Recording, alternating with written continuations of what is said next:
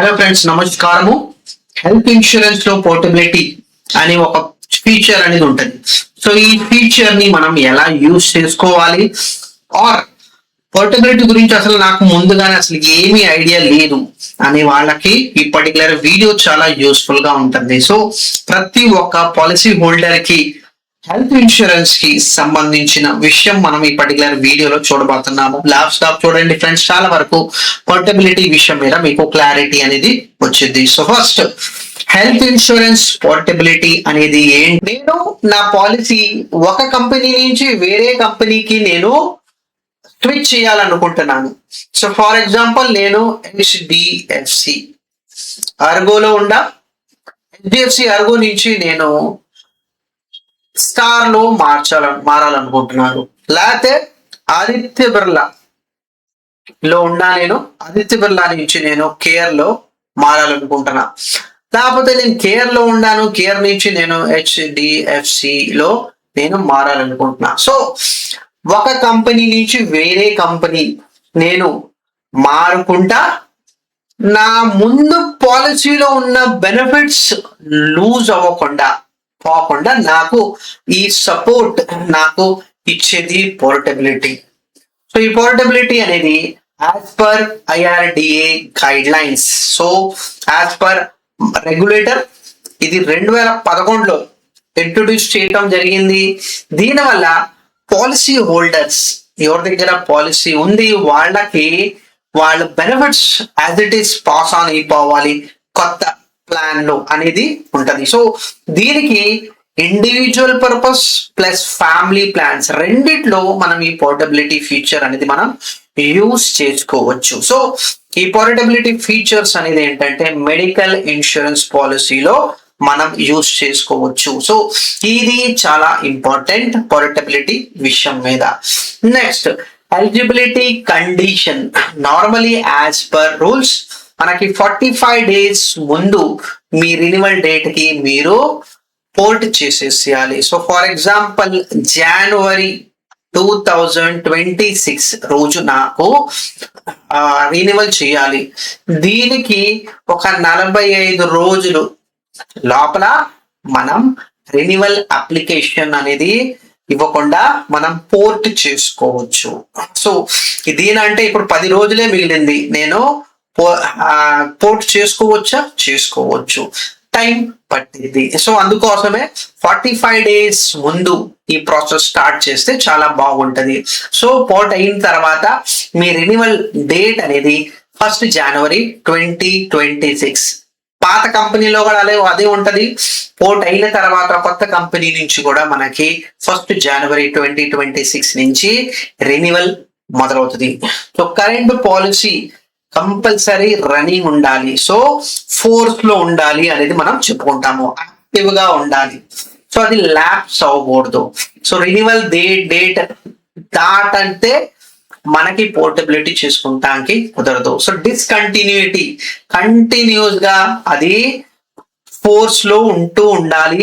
Rejection of application ఏ కంపెనీలో అవ్వకూడదు. So ఇంతకు ముందు నేను వేరే కంపెనీలో పోర్ట్ చేయాలనుకుంటున్నాను, అక్కడ ఈ అప్లికేషన్ రిజెక్ట్ అయిపోయింది, సో మీ దగ్గర వచ్చాను.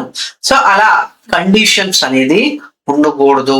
So definitely policy minimum period దాకా ఎక్స్పెక్ట్ చేస్తారు. సో 2 సంవత్సరాలు, 3 సంవత్సరాలు, 4 సంవత్సరాలు ఆ టైం ఫ్రేమ్ అనేది మనకి చెక్ చేసుకుంటా ఉంటారు. సో ఇది at the time of policy renewal, గతంలో మీరు ఏం చేశారు అనేది కొట్టి రెన్యువల్ దాకే మీకు ఉంటది. సో ఒక్కసారి పోర్ట్ అయిపోతే, ఒక్కసారి మీరు ఏ కంపెనీ నుంచి బి కంపెనీకి షిఫ్ట్ అయిపోతే, ఈ బి కంపెనీ తర్వాత బేసిక్లీ ఏ కంపెనీ డీటెయిల్స్ అనేది మళ్ళీ క్రాస్ చెక్ చేసుకోరు. సో అక్కడి నుంచి బి కంపెనీలో మీ ప్రాసెస్ అనేది మొదలవుతుంది. సో ఇది ఇంపార్టెంట్ పాయింట్స్ తెలుసుకున్నాము. ఇక్కడ వెయిటింగ్ పీరియడ్స్ అందరికి తెలిసిన విషయాలే.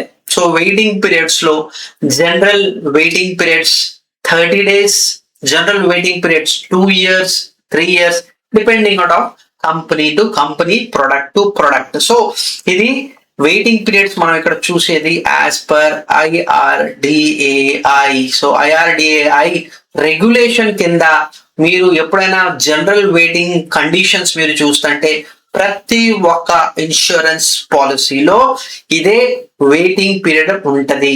సో యాక్సిడెంటల్ క్లెయిమ్స్ కి ఎటువంటి వెయిటింగ్ పీరియడ్ అనేది ఉండదు. సో నార్మల్ గా జ్వరం వచ్చింది వాటికి బేసికలీ వెయిటింగ్ పీరియడ్స్ అనేది ఉండదు. Specified diseases, hernia, cataract, joint replacement, kidney stones, gall bladder stones, పాయిస్, వీటికి వెయిటింగ్ పీరియడ్ అనేది ఏంటంటే అందరికి ప్రతి పాలసీలో వర్తించింది.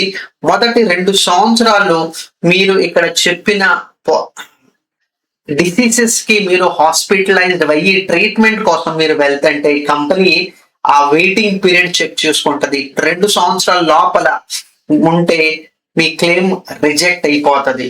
This is common for every health insurance policy. ఇది ఖచ్చితంగా మనం అర్థం చేసుకోవాలి. సో ఈ వెయిటింగ్ పీరియడ్ ప్రతి ఒక్క కంపెనీలో ఉంటది. స్పెసిఫైడ్ డిసీజ్ అంటాము. సో ఈ డిసీజెస్ అనేది కంపల్సరీ వెయిటింగ్ పీరియడ్ చెప్పుకుంటాము, right? So waiting period after porting.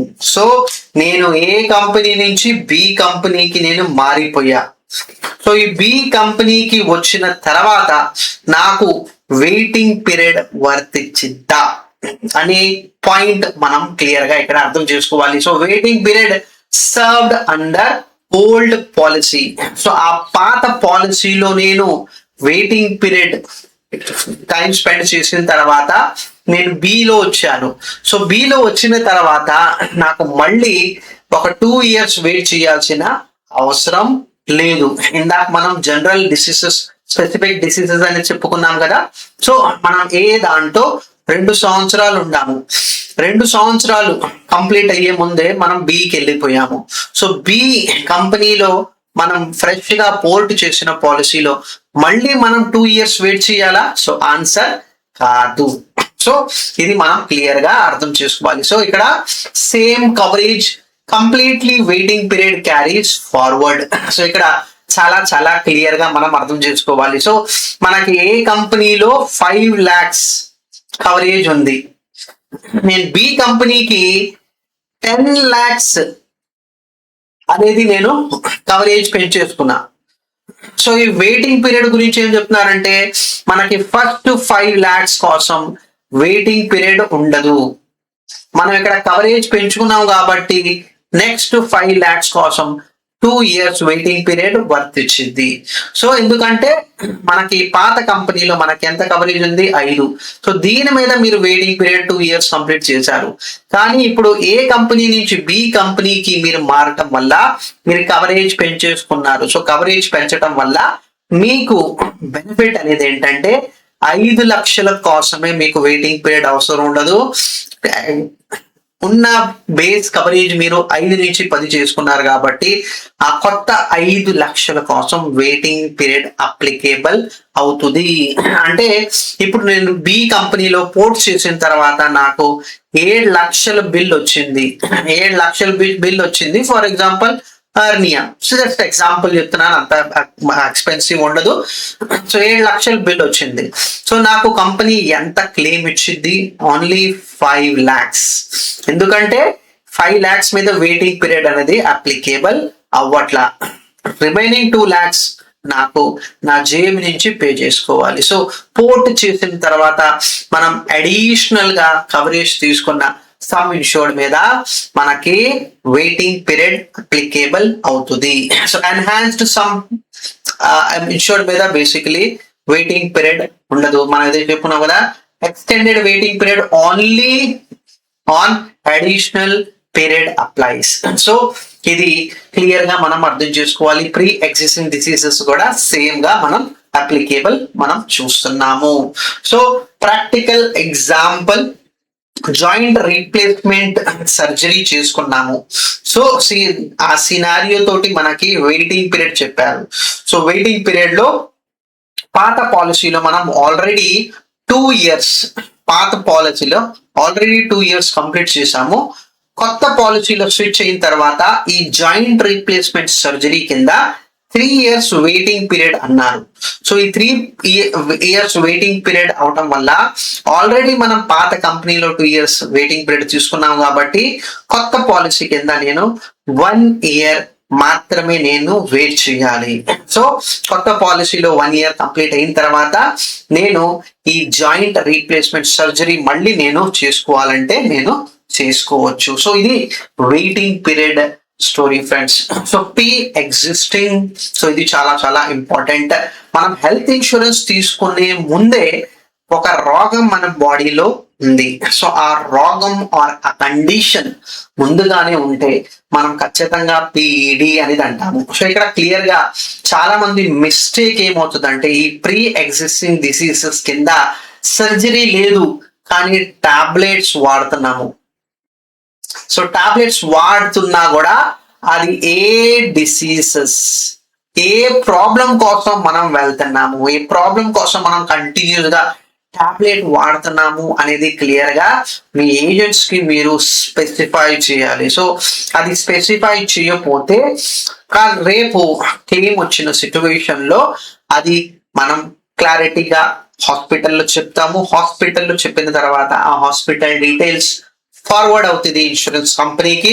So అక్కడ మనకి ఏంటంటే క్లెయిమ్ రిజెక్ట్ అయిపోతుంది. ఎందుకంటే మనం ఆ హెల్త్ కండిషన్ మనకి తెలీదు, టాబ్లెట్స్ వాడుతున్నాము, అది ఒక డిసీజ్ కూడా మనం స్పెసిఫై చేయాలి అనేది క్లియర్ గా మనం స్పెసిఫికేషన్స్ అనేది ఇవ్వాలి. So waiting period normally pre existing diseases ఏదైనా ఉన్నా కూడా మనం చెప్పుకోవచ్చు. సో ఇక్కడ పీడీస్ కింద మనం చూసుకుంటే ఇందాక మనం ఎగ్జాంపుల్ చూసాం కదా, 2 years నేను ఫస్ట్ కంపెనీలో ఉన్నాను, సెకండ్ పోర్ట్ చేసిన తర్వాత 3 years వెయిటింగ్ పీరియడ్ కి నేను అడిషనల్ గా 1 year గానే నేను వెయిట్ చెయ్యాలి. సో ఇది చాలా చాలా క్లియర్ గా మనకి అర్థం చేసుకోవాలి. So coverage normally right from the first day అనేది మనకి కవర్ అయిపోతుంది.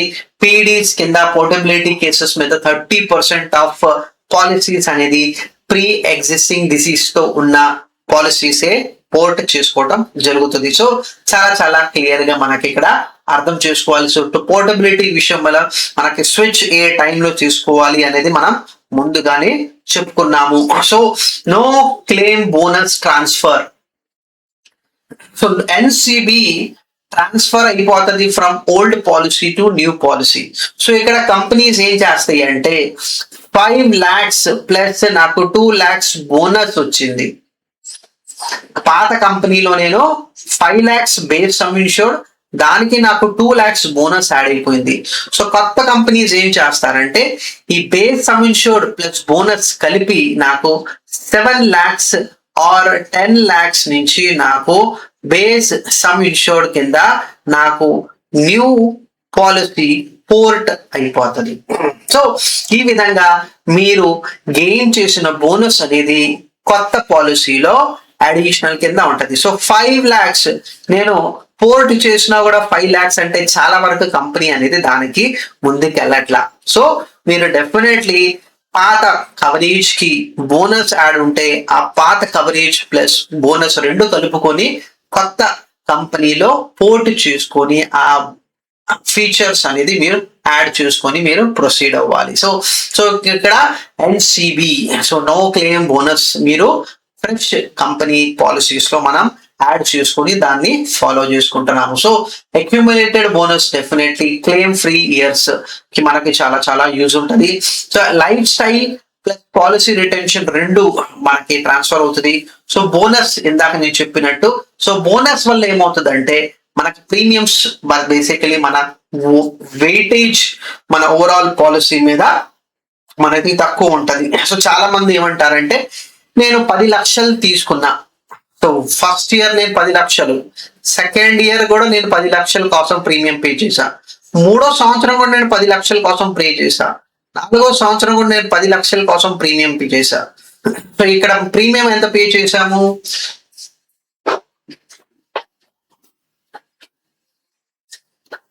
సో ఇక్కడ మనం గుర్తుంచుకుందాము. ఫస్ట్ ఇయర్ ప్రీమియం మనం అనుకుందాము ఇక్కడ 16,000 పే చేశా, సెకండ్ ఇయర్ కూడా నేను 16,000 పే చేశా, థర్డ్ ఇయర్ కూడా 16,000 పే చేశా, ఫోర్త్ ఇయర్ కూడా నేను 16,000 పే చేశా. ఈ 4 సంవత్సరాలు నాకేం క్లెయిమ్ రాలేదు, నాకేం లాభం వచ్చింది. సో అలాంటి సిచ్యువేషన్ లో కంపెనీస్ అనేది ఏంటంటే బోనస్ అనేది ఇస్తారు. సో ఈ 10 లక్షలకి అడిషనల్ గా కొన్ని కంపెనీస్ 10%, 20% అనేది యాడ్ చేసుకుంటా వెళ్తారు. సో ఇక్కడ 10% ఉంది అనుకోండి, ఇక్కడ 1 lakh యాడ్ అయిపోతుంది. ఇక్కడ ఇంకొక bonus second year premium pay చేసిన తర్వాత 2 lakhs అయిపోతుంది. ఫస్ట్ ఇయర్ లో 1 లక్ష, రెండో సంవత్సరం ప్రీమియం పే చేసిన తర్వాత 2 లక్ష. అలా 3 సంవత్సరాలు ప్రీమియం రెన్యువల్ ప్రీమియం పే చేసినప్పుడు 3 lakhs అయిపోతుంది. ఇది 4 lakhs అయిపోతుంది. సో ఇక్కడ పాయింట్ అర్థం చేసుకునేది ఏంటంటే మనకి అడిషనల్ బోనస్ అనేది మనకి బెనిఫిట్ ఇస్తుంది. అంటే ఒకవేళ మీకు 10 లక్షల కన్నా ఎక్కువగా బిల్ అవుతే మీరు ఈ 10 లక్షలు మొత్తం ఎగ్జాస్ట్ అయిపోయింది, యూజ్ చేసేసారు. ఇది 10 లక్షలు అయిపోయిన తర్వాత మీకు అడిషనల్ గా ఈ 4 లక్షల సపోర్ట్ కంపెనీ ఇస్తుంది in the form of bonus. So ఆ బోనస్ అనేది మీకు సపోర్ట్ కింద ఉంటుంది. సో ఇండైరెక్ట్లీ ప్రీమియం తక్కువ అయిపోయినా కూడా మనకి బోనస్ అనేది ఉంటుంది. కొన్ని కంపెనీస్ అనేది ఏంటంటే డిస్కౌంట్ ఇస్తారు. సో కొన్ని కంపెనీస్ మనకి ప్రీమియం అలాగే ఉంచి బోనస్ యాడ్ చేసుకుంటా వెళ్తారు. సో ఇది చాలా ఈజీగా స్మూత్లీగా మనం పోర్టబిలిటీ తోటి యాడ్ చేసుకోవాలి. సో పోర్టబిలిటీ ప్రాసెస్ స్టెప్ 1, మనం రెన్యువల్ కి 45 రోజుల ముందు మనం ఆ ప్రాసెస్ స్టార్ట్ చేయాలి. సో ఆ ప్రాసెస్ స్టార్ట్ అయిన రెండో స్టెప్ అనేది ఏంటంటే డాక్యుమెంటేషన్స్ మనం సబ్మిట్ చేసిన తర్వాత 3 వర్కింగ్ డేస్ లో ఆ ప్రాసెస్ అనేది న్యూ ఇన్సూరెన్స్ నుంచి కన్ఫర్మేషన్ వచ్చింది. వేరియస్ డాక్యుమెంట్స్ కావాల్సిన డాక్యుమెంట్స్ మనం సబ్మిట్ చేయాలి. సో డాక్యుమెంట్స్ లో హిస్టరీ, హెల్త్ హిస్టరీ మనం ఏదైనా స్పెసిఫై చేయాల్సిన ఉన్నవి కూడా మనం స్పెసిఫై చేయాలి. పాత పాలసీ కాపీస్ ఏదైనా ఉంటే అది మనం సబ్మిట్ చేయాలి PDF ఫామ్ కింద. క్లెయిమ్స్ ఏదైనా మనం పెడితే అది కూడా కొన్ని కంపెనీస్ అడుగుతారు. KYC డాక్యుమెంట్స్ కూడా మనకి సబ్మిట్ చేయాలంటే పాన్ కార్డ్, ఆధార్ కార్డ్ కూడా మనకి సబ్మిట్ చేయాల్సిన అవసరం వచ్చింది. సో ఇక్కడ పాయింట్ తెలుసుకోవాల్సింది ఏంటంటే హెల్త్ హిస్టరీ మళ్ళీ కొన్ని కంపెనీ రీకలెక్ట్ చేసుకుంటాయి. అదే క్లెయిమ్ విదిన్ 6 నెలల్లో వితిన్ 1 సంవత్సరంలో ఏదైనా క్లెయిమ్ పెట్టుకున్నారా, సో క్లెయిమ్ పెట్టుకుంటే ఆ డీటెయిల్స్ నాకు షేర్ చేయండి అనే విషయం అనేది కంపెనీ చెప్తుంది. సో పోర్టబిలిటీ కండిషన్ లో ప్లస్ ఓల్డ్ ఇన్సూరెన్స్ కంపెనీస్ అనేది ఏంటంటే డాక్యుమెంట్ రీకలెక్ట్ చేసుకుంటారు. సో కొత్త కంపెనీ ఓల్డ్ ఇన్సూరెన్స్ దగ్గర చూసుకుంటది, ఆ డాక్యుమెంట్ వెరిఫై చేసుకుంటది. సో IRDA పోర్టల్లో within 7 days previous health insurance details collect చేసుకుంటారు. ఆ decision within 15 days new insurance అనేది చెప్పడం జరుగుతుంది ఇన్సూరెన్స్ తీసుకునే వాడికి, అంటే మనకి. అండ్ ఫైనలీ పాలసీ యాక్టివేషన్ అవుతుంది. సో ఇదివరకు 45 days అంటారు, but normally 7 to 10 working days మనం చెప్తాము. బట్ ఐడియల్లీ 45 days అనేది యాజ్ పర్ స్టాండర్డ్స్ మనం చెప్పుకుంటాము. సో ఈ 6 steps ప్రకారంగా మన దగ్గర డాక్యుమెంట్ సబ్మిట్ చేసి కలెక్ట్ చేసుకొని పాత కంపెనీ తోటి వెరిఫై చేసుకుంటారు పలానా company details about the insurance insured person. ఆ డీటెయిల్స్ తీసుకున్న తర్వాత వెరిఫై చేసుకొని డిసిషన్ అనేది ఇవ్వటం జరిగింది. సో ఈ ప్రకారంగా పోర్టబిలిటీ చేసుకోవచ్చు. సో ఏమేమి డాక్యుమెంట్స్ రిక్వైర్డ్ అనేది ఏంటంటే completed portability. So current insurance ఏదైనా హెల్త్ హిస్టరీ ఉంటే కంపల్సరీ స్పెసిఫై చేయండి. So previous policy documents, claim history ఇందాక మనం చెప్పుకున్నాం కదా, KYC డాక్యుమెంట్స్ ఇది కూడా మనం చెప్పుకున్నాం, హెల్త్ డిక్లరేషన్ ఫామ్. సో ఈ లాస్ట్ రెన్యువల్ డేట్ కి ఇవ్వాల 1 సంవత్సరం అనేది మనకి గ్యాప్ లో ఏదైనా వేరియస్ హెల్త్ కండిషన్స్ ఇంప్రూవ్ అయినాయా, డిస్టర్బ్ అయినాయా, సో ఆ డిస్టర్బ్ అవుతే ఆ డీటెయిల్స్ కూడా మనం డిక్లేర్ చేయాలి. Right, any other requirement new insurer కి అవసరం ఉంటే మనం చేయాలి. సో సింపుల్ గా ఇక్కడ మనం తెలుసుకోవాల్సింది ఏంటంటే మనం ఒక కొత్త పాలసీలో ఎంటర్ అవుతున్నాము, పాత డీటెయిల్స్ అడిగారు, మనం ఆ పాత డీటెయిల్స్ స్పెసిఫై చేస్తున్నాము మనం కొత్త కంపెనీలో. సో బెనిఫిట్స్ ఏంటి, పోర్టబిలిటీ చేయడానికి నాకు బెనిఫిట్ ఏంటంటే పాత బెనిఫిట్స్ నేను కంటిన్యూ చేసుకుంటా, నాకు వెయిటింగ్ పీరియడ్స్ నేను అవాయిడ్ చేసుకోవచ్చు, ప్లస్ NCBs ని కూడా నేను క్యారీ ఫార్వర్డ్ చేసుకొని నా బెనిఫిట్ సీనియారిటీ అంటాము. సో ఏమంటాం మనం? Seniority. So seniority carry forward చేసుకుంటున్నాము అంటే గత 5 సంవత్సరాల నుంచి నేను పాలసీ పే చేసుకుంటా వెళ్తున్నా. ఇప్పుడు నేను ఏ కంపెనీ నుంచి బి కంపెనీకి నేను పోర్ట్ అయిపోయా. సో ఈ బి కంపెనీలో మళ్ళీ నేను ఆ ఫర్దర్ వెయిటింగ్ పీరియడ్స్ నేను అప్లికేబుల్ అవ్వకుండా నేను ఏ నుంచి బికి వెళ్ళిపోతున్నా. So better coverage, better some insured with waiting period మళ్ళీ మొదటి నుంచి రాకుండా నాకు బెటర్ సమ్ ఇన్షూర్డ్ కింద నేను బెటర్ వెళ్ళొచ్చు. Next better services. సో ఏ కంపెనీలో బహుశా మనకి రావాల్సిన బెనిఫిట్స్, రావాల్సిన సర్వీసెస్ మనకి కరెక్ట్ గా అందపోతే మనం ఆ సీనియారిటీని బి కంపెనీకి తీసుకెళ్ళాము, బెటర్ బెనిఫిట్స్ తీసుకున్నాము. సో నెట్వర్క్ హాస్పిటల్ బాగుంది, క్లెయిమ్స్ బెటర్ గా సెటిల్ చేస్తున్నారు అనేది కూడా ఉంటది. 4వ విషయం ప్రీమియమ్స్ మనకి బెనిఫిట్ గా ఉంటది. సో రీసెంట్ గా మనం డిస్కస్ చేసుకుంటున్నాము. ఆ డిస్కషన్ లో ఏంటంటే 5 lakhs ప్లస్ 5 lakhs బోనస్ కి ప్రీమియం పే చేసే అమౌంట్ కొత్త కంపెనీలో వెళ్తుంటే అదే ప్రీమియం, సేమ్ ప్రీమియం, ఈ ప్రీమియం ఇంకా ఈ ప్రీమియం రెండు సేమ్ ఉంటాయి. సో ఇక్కడ 5 లక్షలకి ఎంత ప్రీమియం కలెక్ట్ చేసుకుంటున్నారు, కొత్త కంపెనీలో 10 lakh సమ్ ఇన్ష్యూర్డ్ కి అంతే ప్రీమియం కలెక్ట్ చేసుకుంటున్నారు. సో ప్రీమియమ్స్ చాలా చాలా అఫోర్డబుల్ గా ఉంటున్నాయి. సో ఈ విషయం కూడా చాలా క్లియర్ గా మనం అర్థం చేసుకోవాలి. ఫ్లెక్సిబిలిటీ. సో హెల్త్ నీడ్స్ మారుతున్నాయి, సిచ్యువేషన్ మారుతున్నాయి, కొత్త ప్రొడక్ట్స్ మార్కెట్ లో వస్తున్నాయి. సో 10 సంవత్సరాల క్రితం ఒక పాలసీకి ఇవాళకి పాలసీకి చాలా చాలా డిఫరెన్స్. కరోనా తర్వాత చాలా చాలా ఫీచర్స్ లో కంపెనీస్ మార్పు తీసుకొచ్చారు. ఆ ఫీచర్స్ అనేది మనకి నచ్చితే మనం పోర్ట్ చేసుకోవచ్చు. సో పాలసీస్ ఎందుకు పోర్ట్ చేసుకుంటారు? బెటర్ నెట్వర్క్ కవరేజ్ నేను యూజ్ చేసుకుంటాము. Faster and easier claim. Policy తీసుకునేందుకు క్లెయిమ్ ప్రాపర్ గా సెటిల్ అవ్వాలి. సో అది అవ్వనప్పుడు మనం దాని నుంచి వేరే కంపెనీకి మూవ్ అయిపోతాము. ప్రీమియమ్స్ తక్కువ ఉండొచ్చు, సమ్ ఇన్ష్యూర్డ్ పెంచుకుంటా నాకు వెయిటింగ్ పీరియడ్ కూడా ఎక్కువ అనేది ఏంటంటే సఫర్ అవ్వకూడదు. ప్లస్ ఎనీ డిస్సాటిస్ఫాక్షన్, నేను ఉన్న పాలసీలో నాకు కరెక్ట్ గా సర్వీస్ ఇవ్వట్లా, నేను కొత్త కంపెనీలో మూవ్ ఆన్ అయిపోతున్నాను అనే ఆలోచనతో కూడా మనకి కంపెనీస్ నుంచి మూవ్ అయిపోతారు. సో ఇంపార్టెంట్ రిమైండర్స్ ముందుగా మళ్ళీ ఒకసారి రిఫ్రెష్ చేసుకుందాము.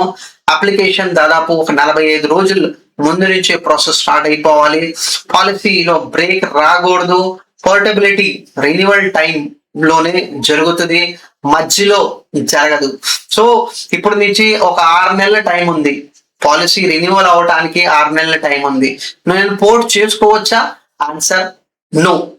సో నాకు 45 days నుంచి 0 days అనేది ఒక టైం ఉంది అనుకుందాము. 0 days కూడా అనుకోవచ్చు, 7 days అనుకుందాము. ఒక 7 రోజుల లోపల మనకి పోర్ట్ జరుగుతుంది. 45 రోజులు ఇంకా ఉంది పోర్టబిలిటీకి.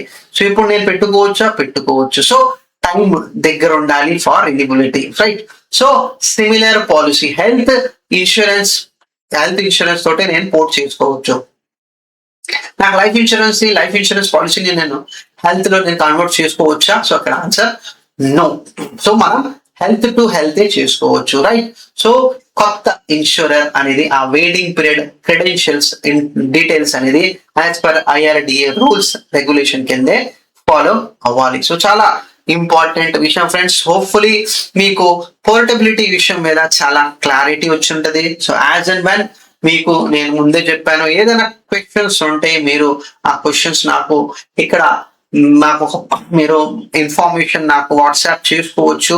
మీకు క్లారిటీ అనేది నేను మీకు ఇస్తాను, ఎలా చేయాలి, ఏం చేయాలి అనే క్లారిటీ తోటి మీరు వెళ్ళొచ్చు. ఆర్ఎల్స్ మీరు ఒక డీటెయిల్డ్ గా మెయిల్ తోటి మీరు ఫర్దర్ క్లారిఫికేషన్స్ మీరు తీసుకోవాలి అనుకుంటే హెల్త్ ఇన్సూరెన్స్ గురించి మీరు డెఫినెట్లీ కాంటాక్ట్ చేసుకొని ఫర్దర్ ఇన్ఫర్మేషన్ అనేది మీరు కలెక్ట్ చేసుకోవచ్చు friends. Thank you very much.